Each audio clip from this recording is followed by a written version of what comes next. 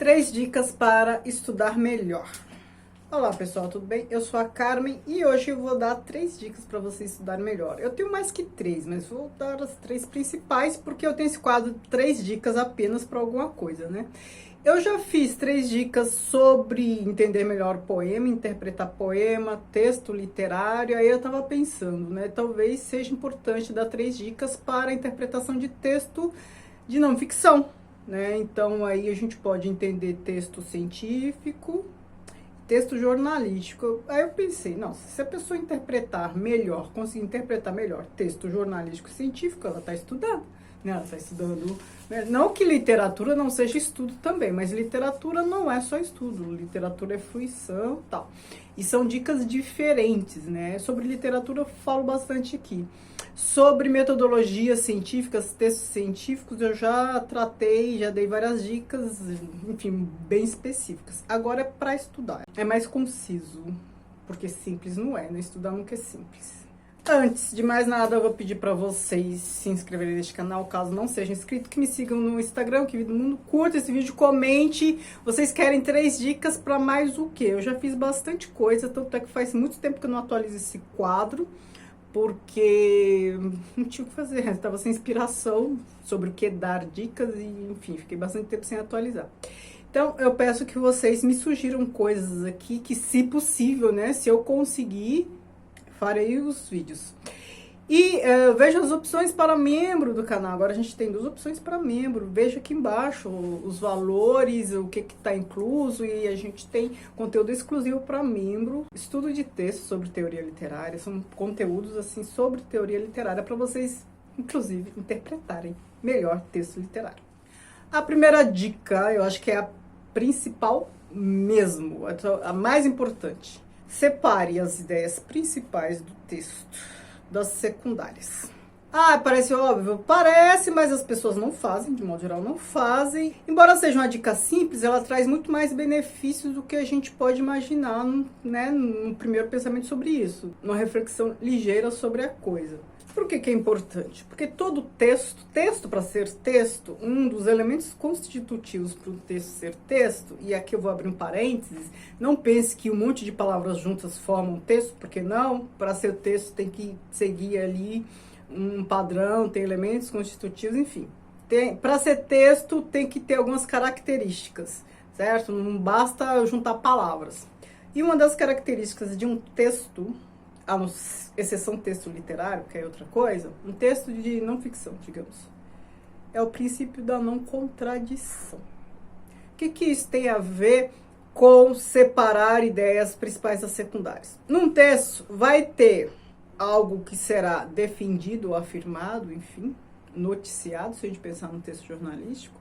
Muito provavelmente vai ter ideias contrárias, ou a contrapartida daquilo que está sendo dito.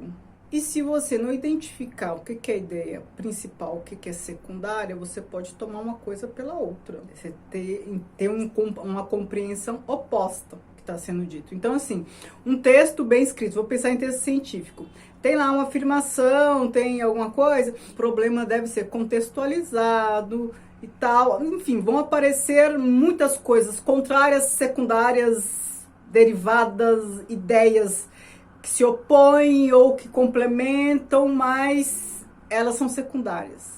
E por isso que é importantíssimo você conseguir entender o que é principal e o que é secundário, porque o secundário pode contradizer o principal, o secundário pode complementar o principal. Como fazer isso? Ora, você pode fazer esquemas, mapas mentais ajuda bastante, tem programas para isso, inclusive, né? Mapa, ou então, se não tiver programa sofisticado demais, você rascunha, põe lá as ideias principais, aquelas árvores, aqueles esquemas, gincanas, enfim. O importante é que você consiga separar essas ideias, tem que ficar claro para você. Segunda coisa, parafrasear o texto. E o que é parafrasear? É você dizer com suas palavras o que foi dito no texto. Por que isso é importante? Se eu já entendi, por que eu tenho que parafrasear? Porque você tem certeza que entendeu quando você parafraseia. Quando eu orientava TCC, agora eu não oriento mais porque dá muito trabalho, quando eu orientava TCC, os alunos tendiam a colocar aquelas citações blocadas. Segundo fulano, isso. Segundo Beltrano, aquilo. Para Cicrano, aquilo. ia colocando citações diretas, né, entre aspas, e tascava num bloco. Eu nem lia. E muito provavelmente ele também não lia a citação. Porque ele via que estava lá, interessante, era sobre aquilo que ele estava pesquisando, já extraía um blocão. E muitas vezes nem tudo que está sendo dito ele interessa pelo trabalho, mas ele identificou lá que tem alguma coisa a ver e já pega um parágrafo inteiro. Que deixa o trabalho horrível, né? Então, assim, tô falando que citação direta é ruim? Não, citação direta tem seu valor, mas o excesso de citação direta, sim, é muito ruim para um trabalho científico. E quando parafraseia, eu fazia os meus alunos parafrasearem tudo. Por quê? Quando a pessoa parafraseia, para ela conseguir parafrasear, ela tem que primeiro entender e depois dizer com as palavras dela. E isso é muito importante para um trabalho científico, porque lá no fim, quando você tem que criticar, fazer, né, as reflexões e tal, se você apenas recortou e colou, você não sabe nem o que está ali escrito. Agora, se você parafraseou, você consegue analisar, você consegue fazer a crítica, fica muito mais fácil a parte final, sem falar que fica muito mais agradável para quem está lendo, sem falar que fica evidente que o aluno aprendeu alguma coisa, afinal de contas. Então, quando você está estudando, diga com as suas palavras as ideias principais, o que o autor está dizendo. Porque o esquema já é isso? Sim e não. O esquema, ele é, como o próprio nome diz, um esquema, não é texto. Ele está ali organizando as ideias principais e tal. Mas e se você tiver que desenvolver um parágrafo sobre aquilo? Você consegue? A gente não precisa apenas compreender, a gente precisa explicar que a gente compreendeu. Não é, a gente aprende muitas vezes, não é só apenas para o nosso próprio deleite. Às vezes a gente tem que explicar isso em prova, em trabalho, enfim, qualquer coisa que a gente produz. Então tem que saber reproduzir as ideias, né? É claro, sempre deixando claro que a ideia não é sua. A paráfrase ainda assim é uma citação. É uma citação indireta, mas ainda assim é uma citação. Então você não pode parafrasear e tomar ali o que você está escrevendo como se fosse seu. Isso é plágio. Né? Deixa claro, mas o exercício da paráfrase traz esses benefícios que eu falei. Ajuda com certeza a estudar melhor, a aprender mais e a escrever melhor sobre o que você tem que escrever.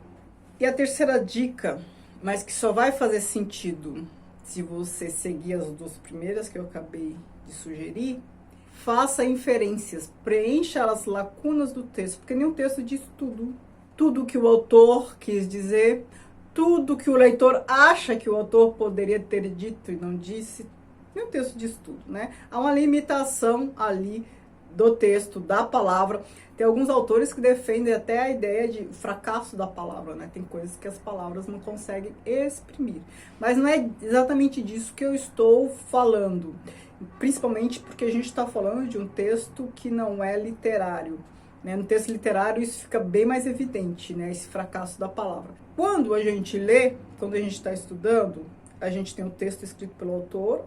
Nesse texto escrito pelo autor, a gente tem o que ele conseguiu concretizar daquilo que ele tinha intenção, que não é necessariamente aquilo que ele tinha intenção de escrever. Tem o repertório do leitor e toda a expectativa do leitor, que ao ler, às vezes, essa expectativa não é atingida, às vezes sim, às vezes não. O que ele compreende sobre o que o autor escreveu, que não é necessariamente o que o autor escreveu, nem necessariamente o que o autor quis escrever, somado com o repertório que ele tem. Certamente ficam muitos buracos. Muitos buracos por quê?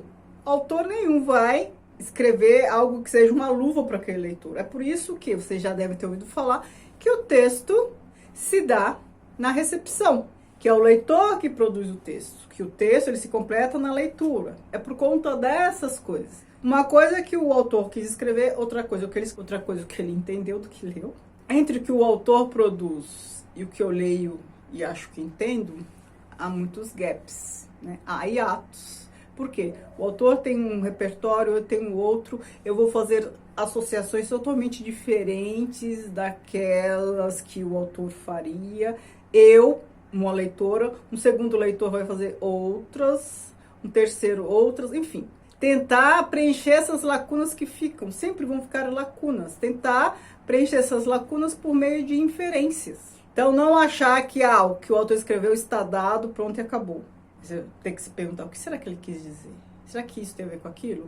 E por aí vai. E aí você também já continua no processo de busca, ou começa um processo de busca, para compreensão, para ver se tem sentido o que você está achando, se algo que ele diz ali é realmente o que você compreendeu ou não. Às vezes, sempre é possível fazer inferências, sempre é possível preencher as lacunas, sempre é possível tentar diminuir os hiatos, sempre é possível, certo? Então, as 3 dicas são essas: separar ideias principais de ideias secundárias, parafrasear e fazer inferências, né? Nesse sentido de buscar preencher o que não foi dito, de concluir, deduzir, enfim, interagir mesmo com o texto. Esse processo de inferir marca uma interação bem ativa, de fato, com o texto, não uma recepção, assim, aceitar que o autor sabe tudo e eu não sei nada e